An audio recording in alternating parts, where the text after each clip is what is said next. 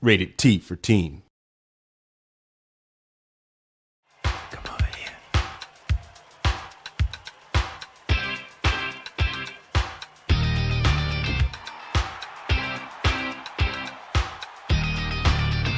In the case of Rock Band 1 and 2, those games inspired a lot of people who got a taste of what it feels like to make music through the game, to then step away from their game consoles and actually pick up real instruments and start studying. I think one of the goals of Rock Band Pro is actually to start to cultivate real musicianship within the game itself. In order to develop new gameplay, we've gone pretty heavy into Rock Band Pro and developed two new peripherals that we're calling a button guitar, which is a simulation of a real guitar with buttons on the neck that simulate the string and fret intersection. It allows you to make the same left-hand guitar shapes that you normally that you would make playing a real guitar. So it's a pretty good simulation and a pretty good teaching tool if you want to learn how to play the guitar.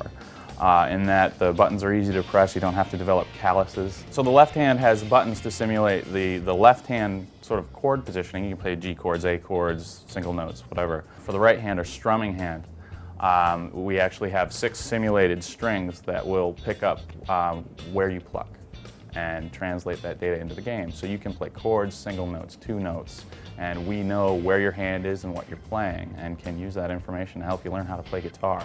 It's pretty powerful and it's pretty awesome.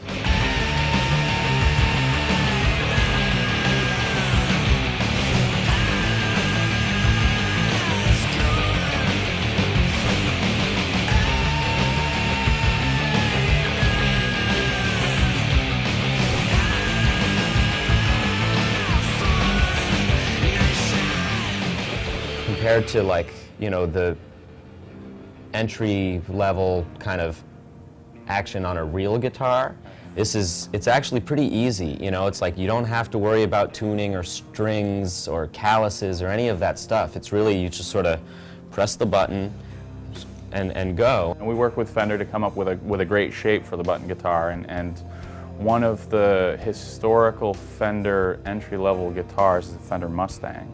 And so we decided, and along with our partners at Fender, that the Mustang shape would be like a really cool shape.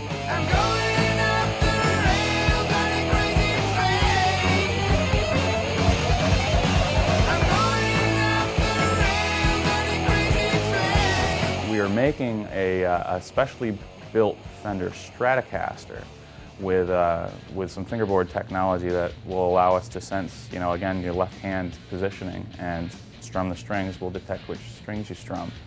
And we push all that information into the console, and you can play on a Fender Strat or a modified Fender Strat. Part of enabling a real guitar into the game actually dictates that we create a brand new way to build fingerboards, or the area of the guitar that has the frets on it. This is a fully functioning guitar, right? It's got pickups, Absolutely. It's got the whole...